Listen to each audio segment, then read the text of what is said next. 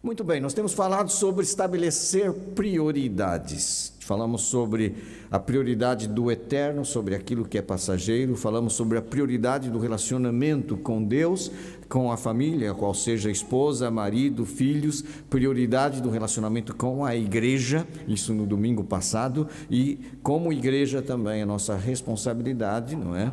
Para com o mundo. Agora, gostaria de falar sobre outro tipo de prioridade entre duas coisas que são excludentes e que se uma eu priorizo, a outra eu não preciso necessariamente nem devo fazer.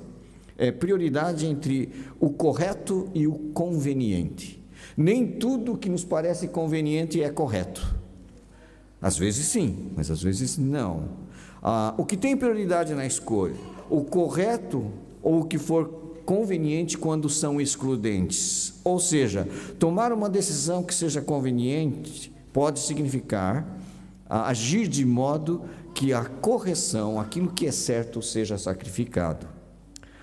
É legítimo pensar se algo nos convém, devemos considerar, mas é correto pensar se isso não será em prejuízo de outra pessoa e a longo prazo de mim mesmo, isso não está em contradição com um princípio e valor claramente expresso na palavra de Deus. Uma decisão, meus queridos, pode ser cômoda e conveniente para mim, mas pode, por outro lado, ser uma situação de perigo e desconforto para outras pessoas.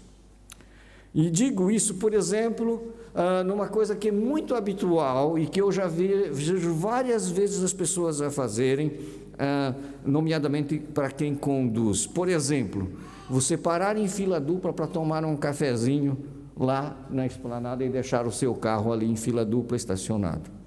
Você vai dizer assim, é só um minutinho. Mas quando você para em fila dupla, você expõe a quem vem atrás ter que se desviar, entrar na contramão e correr o risco de uma colisão frontal. Nunca pensamos nisso, mas me é conveniente. O guarda não está a ver, não tem ninguém por perto, quer dizer, eu posso fazer isso. É uma decisão conveniente, mas é uma decisão que fere um princípio, não é? Não fazer para o outro aquilo que eu não quero que faça por mim, ou fazer para o outro aquilo que eu gostaria que fizessem por mim, no sentido da consideração, não é? Então, eu queria que nós estabelecêssemos como cristão a prioridade na nossa vida, aquilo que é correto, não aquilo que é conveniente.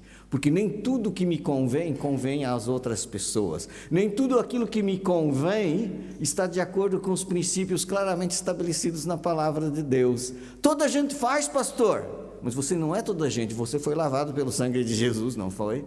Você foi trazido das trevas para a luz, não foi? Os valores que você professa estão escritos nesse livro. E nesse livro diz que nós devemos amar ao próximo como a nós mesmos. Nesse livro está escrito que nós só devemos fazer para o outro aquilo que gostaríamos que o outro fizesse para nós. É a lei máxima. Mas parece que nós vivemos numa civilização que não é mais civilização, é uma verdadeira selvageria. É o salve-se quem puder. É se está bom para mim, o outro que se arranje. Não é bem assim. E não é assim no reino de Deus também. E não é assim no mundo de Deus. Nós reclamamos muito de coisas que estão erradas na sociedade, mas muitas vezes nós não queremos abrir mão daquilo que nos é conveniente para fazer aquilo que é certo. Já que toda a gente faz aquilo que é errado, está tudo bem. Não, não está tudo bem. É por isso que a nossa sociedade está como está. Há leis, meus queridos, que são feitas exatamente para quebrar certos princípios da moralidade. Não significa... O fato de ser legal não significa que é moralmente correto. E por isso nós temos que sempre que voltarmos à luz da palavra de Deus. O parlamento que vai ser eleito no próximo, para a próxima legislatura, e pensem bem em quem vocês vão votar. Eu não vou fazer propaganda política, mas pense bem, se as pessoas que você vai votar tem uma plataforma que condiz com os valores que você professa. Isso é uma questão de consciência pessoal e de liberdade de cada cidadão. Eu tenho refletido muito e quero que Deus me ilumine, porque não está muito fácil escolher no meio dessas opções que a gente tem. Não é muito fácil, não é? Mas o que eu quero dizer para você é que não siga o que o mundo dita, siga o que a palavra de Deus e a sua consciência, iluminada pelo Espírito Santo, diz. Nem sempre aquilo que é conveniente é o correto a fazer. E nem sempre o correto a fazer é o mais conveniente para mim, mas continua sendo o correto a fazer. Você pode dizer, mas ninguém está vendo. Lembre-se que Deus tudo escuta, tudo vê, como diz um cântico infantil, não é? Sabe, por exemplo, mentira. Se alguém diz para você lá na repartição onde você trabalha, não é? Toca o telefone, já é a milionésima vez que vem aquele telefonema, e o seu chefe diz assim, diga que eu não estou, que eu estou em reunião. O que você fará? Você vai mentir para preservar o seu emprego e tal? Pronto, é uma questão de sobrevivência para você e etc. Sabe que eu li uma história que conta que aquele dono daquela cadeia britânica, que foi muito famosa, o Sr. Selfridge, que foi até seriado de televisão, diz que ele tinha um empregado, esse empregado provavelmente crente, por quê? Um dia ele estava muito tarefado, provavelmente, e ele falou assim para o empregado, olha, tocou o telefone, o empregado atendeu, é para o senhor, ele diz assim, diga que eu estou, né? E inventou uma desculpa qualquer. E o empregado recusou-se a fazê-lo. E ele, então, ficou indignado com a insubordinação do empregado. Por que você... Ele disse assim, se minto para os outros, posso mentir para si também. E sabe que aquele empregado se tornou um dos homens de confiança daquele dono daquela cadeia de lojas, né? Daquela loja de departamentos tão famosa. Sabe, meus queridos, às vezes custa-nos fazer o que é certo. Nós optamos pelo que nos é mais conveniente. Mas eu posso perder a minha posição, eu posso... Pode. Sabe, havia 3 jovens que arriscaram perder não só a sua posição, mas o seu pescoço. Esses homens estão lá no livro de Daniel, capítulo 3, que são Ananias, Misael e Azarias. Os nomes da Babilônia eram Sadraque, Misaque e Abednego. Eles foram criados dentro da lei e sabiam que só deviam adorar a Deus. E o rei Nabucodonosor levantou uma grande estátua e colocou numa província e disse, todos, assim que tocar a música, devem se curvar diante dessa estátua. Toda a gente se curvou, esses 3 rapazes ficaram de pé. O rei chamou-os e disse assim, meus queridos, vocês são altos funcionários, são muito queridos aqui, não é? Eu os coloquei em alta posição aqui na província da Babilônia, e eu estou disposto a relevar essa sua insubordinação, desde que, de novo, quando a música tocar, vocês se curvarem. E se vocês fizerem isso, está tudo bem, foi uma distração sua, e eu deixo isso para lá. Aqueles rapazes disseram assim, olha, não precisa fazer isso, nós já temos a resposta, se tocar nós não vamos nos curvar. Fica sabendo que nós não vamos. O nosso Deus tem poder para nos livrar da sua fúria, porque o rei disse que ia colocá-los numa fornalha de fogo, caso eles não obedecessem. Ele disse, não tem problema. O nosso Deus tem poder para nos livrar, mas se Ele não nos livrar, fica sabendo que a nossa posição é essa e não vai mudar. Sabe o que isso chama? Integridade. Tomou a decisão que era correta, não aquela que lhes convinha mais. Iriam perder o emprego e a alta posição que tinham no império da Babilônia, iriam perder a vida. Mas não perderam, vocês sabem disso, que o anjo do Senhor esteve com eles na fornalha e eles saíram de lá ilesos, nem um fio de cabelo chamuscado. Mas podia não acontecer, podia ser que realmente eles pagassem com a sua vida. E sabe o que eles disseram? Na mesma, não nos curvamos diante dessa estátua. É interessante isso, não é? Está lá em Daniel 3. Mas e se ninguém está vendo? Aquilo foi um evento público. E se ninguém estiver vendo? Eu posso transgredir? Eu posso ser conveniente? Sabe, havia um outro jovem, lá em Gênesis capítulo 39, que era muito próspero. Esse homem chamava-se José, você conhece a história dele, era jovem ainda, não tinha 30 anos, tinha talvez a idade de alguns dos nossos jovens, 27, 28. E esse jovem era um jovem que tinha conseguido conquistar uma posição de confiança do seu patrão, chamado Potifar. Ele era um jovem escravo hebreu. E, de tal forma, esse jovem conseguiu conquistar a confiança do seu patrão, que ele fazia gestão de toda a fortuna e da casa do seu senhor. Só que este jovem tinha um problema, que não era um problema, era uma virtude, ele era muito bonito. Era um rapaz bem apessoado, um rapaz inteligente, e caiu nos olhos da esposa do seu patrão, que começou a cobiçá-lo e assediá-lo, inclusive sexualmente. E é claro, ele, como um jovem temente a Deus, assim, eu não vou ceder, e eu não vou fazer isso contra o meu patrão e contra o meu Deus, eu não vou pecar. E ele disse, deu testemunho para aquela mulher. Mas aquela mulher resolveu tramá-lo de tal forma que um dia, quando ele foi atender ao serviço de casa e ninguém estava em casa, o que ela fez? Vem cá, meu jovem, agora é a minha nossa vez. Não tem ninguém. E ele não quis. E ela agarrou-lhe pelas vestes e queria deitar-se com ele. E ele largou aquilo e foi embora e fugiu. Sabe o que aquela mulher fez? Denunciou falsamente por assédio. E sabe, o José estava sozinho, ninguém ia falar nada, ninguém ia saber, ele podia continuar desfrutando daquela posição de mordomo da casa do seu senhor, mas ele disse: é conveniente, mas é incorreto. Entre o que é correto e o que é conveniente, aquele homem fez aquilo que era certo, recusou-se a ceder ao assédio e à tentação daquela mulher. Como ele se recusou, ela o denunciou por aquilo que ele não fez e ele foi preso. E ficou pelo menos 2 anos e pouco no cárcere. Mas sabe quando ele saiu do cárcere, para onde ele foi?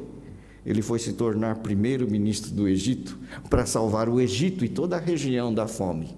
Lembram-se disso? E eu fico tentando imaginar a cara daquela mulher quando ela soube que José saiu da prisão para se tornar governador de todo o Egito, sabe?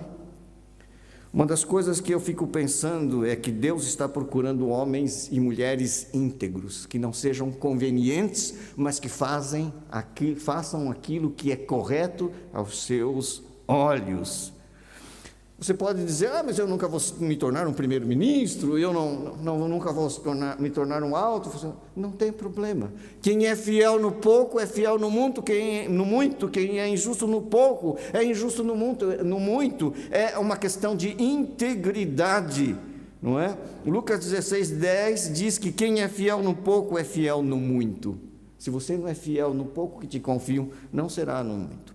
Sabe que alguém perguntou para uma senhora que fazia serviços de limpeza, o que mudou quando ela aceitou Jesus Cristo como Senhor e Salvador?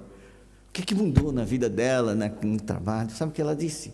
Agora eu limpo debaixo do capacho. Sabe o que é o capacho? Aquelas coisas que tem para limpar os pés, né? Agora eu limpo, eu levanto o capacho e limpo. Ou seja, ela não fazia isso, mas era um detalhe que toda a gente podia fazer e ninguém ia saber, mas agora ela sabe que ela tem que fazer o serviço com excelência.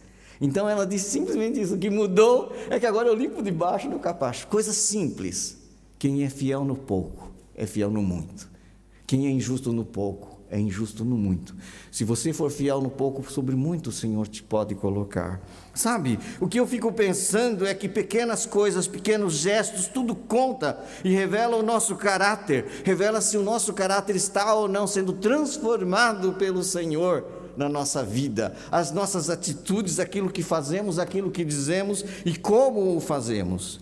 Que a minha vida e que a sua vida tenha prioridade sobre o que é correto. Dê prioridade ao que é correto, independentemente se é conveniente ou não, e principalmente entre o conveniente e o correto, que a sua prioridade seja fazer aquilo que é correto na presença do seu Deus, a quem você e eu teremos que prestar contas. Pense bem o que diz lá Colossenses capítulo 3, 22 a 24, sobre as atitudes, por exemplo, de um profissional. Colossenses capítulo 3, versículos 22 a 24, diz o seguinte: servos, obedecei em tudo ao vosso Senhor segundo a carne, não servindo apenas sob vigilância, visando tão somente agradar homens, mas em singeleza de coração, temendo ao Senhor.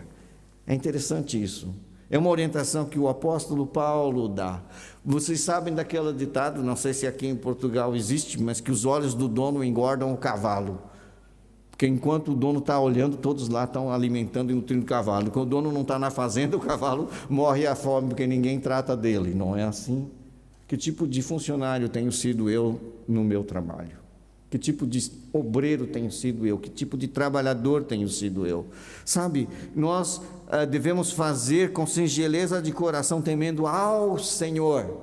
O José não pecou porque ele disse como pecaria contra Deus. É contra Deus que nós pecamos quando por conveniência fazemos aquilo que é errado, ou deixamos de fazer aquilo que é certo.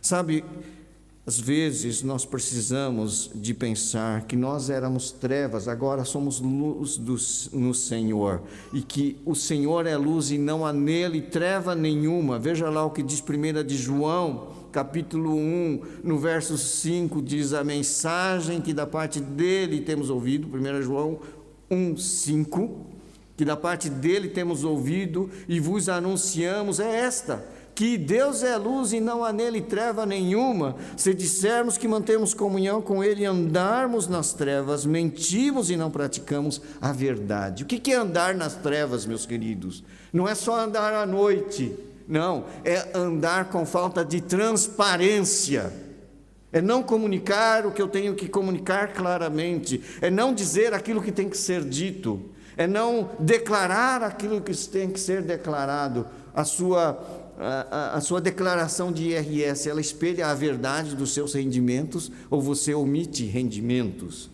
não é? Para sonegar impostos. Isso também revela integridade. Pode lhe ser conveniente, mas não é correto. Mas toda a gente faz, pastor, assim ninguém sobrevive. Pois, mas não é correto. Sabe, irmãos, nós temos que pensar entre o conveniente e o correto. Nós não temos que ter dúvida, vamos procurar fazer diante de Deus aquilo que é correto. É uma questão chamada de integridade, é aquilo que revela o meu e o seu caráter. Sabe, isso faz me lembrar um salmo, Salmo capítulo 15, e gostaria, antes de terminar, ler esse salmo com os irmãos, que é um grande desafio, a não sermos convenientes, mas sim sermos corretos na presença do Senhor. O que diz lá em Salmo 15, 1 a 5? Senhor, quem habitará no teu tabernáculo? E ele faz essa pergunta: quem há de morar no teu santo monte? Por outras palavras, quem vai para o céu, Senhor? Quem vai para o céu? O que vive com integridade e pratica a justiça, e de coração fala a verdade, não meias verdades, não com omissão da verdade, né? O que não difama com a sua língua, não faz mal ao próximo, nem lança injúria contra o seu vizinho. O que a seus olhos tem por desprezível ao réprobo, mas honra aos que temem ao Senhor. O que jura com dano próprio e não se retrata. Você fez uma promessa, vai cumpri-la. Mas eu vou ter algum prejuízo. Mas você não prometeu, não é? Havia um jovem empresário lá na igreja que ele dizia assim: pastor, pode contar com isto. E eu contava mesmo. Eu disse: então, irmão, eu não posso contar com isso. E eu disse, então, pastor, pode contar. Então, percebe? É isto, não é? O que não empresta o seu dinheiro com usura, nem aceita suborno contra inocente, né? Quem deste modo procede não será jamais abalado. Passa realmente pelo crivo. Sabe que é um desafio para mim e para si, apresentarmos a Deus como obreiros aprovados, que não tem do que se envergonhar? É isto. Integridade, falta de integridade. Sabe, eu gostaria que todos esses candidatos a cargos públicos que agora querem disputar as legislativas passassem por um crivo da integridade. Que as pessoas olhassem a sua biografia como homem público, como pessoas, e dissessem assim: olha, é seguro. É difícil, não é? Mas mesmo entre crentes, será que nós passamos pelo teste da integridade que diz esse salmo? Eventualmente você e eu temos que pedir: Senhor, sonda o meu coração, vê se há em mim algum caminho mau e guia-me pelo caminho eterno. Sabe, eu não sou perfeito, você não é perfeito, mas temos que tomar uma atitude neste ano. Eu vou priorizar aquilo que é correto e não vou fazer só aquilo que me é conveniente. Porque aquilo que me é conveniente pode não somente ser errado, mas pode prejudicar outras pessoas. Então eu quero agir com correção, sendo conveniente para mim ou não. É o que diz aqui, não é? O que jura com dano próprio e não se retrata. Não quero buscar o que é conveniente, quero cumprir aquilo que é certo aos olhos de Deus. diz que quem deste modo procede não será jamais abalado, porque é íntegro na presença de Deus. Que o Senhor Jesus, que nos salvou, que nos transformou, continue a nos transformar, a hierarquia de valores e prioridades na nossa vida, que entre o correto e o conveniente eu sempre faça a decisão pelo que é correto, que isso tenha prioridade na minha vida, norteando as minhas decisões, para a honra e para a glória do Senhor Jesus, para testemunho de quem Ele é para nós. Ele é luz e não há nele treva nenhuma. Que Deus nos abençoe. Nós vamos terminar cantando Pai, vem me conduzir, quero te servir com o meu louvor. Vamos nos colocar de pé.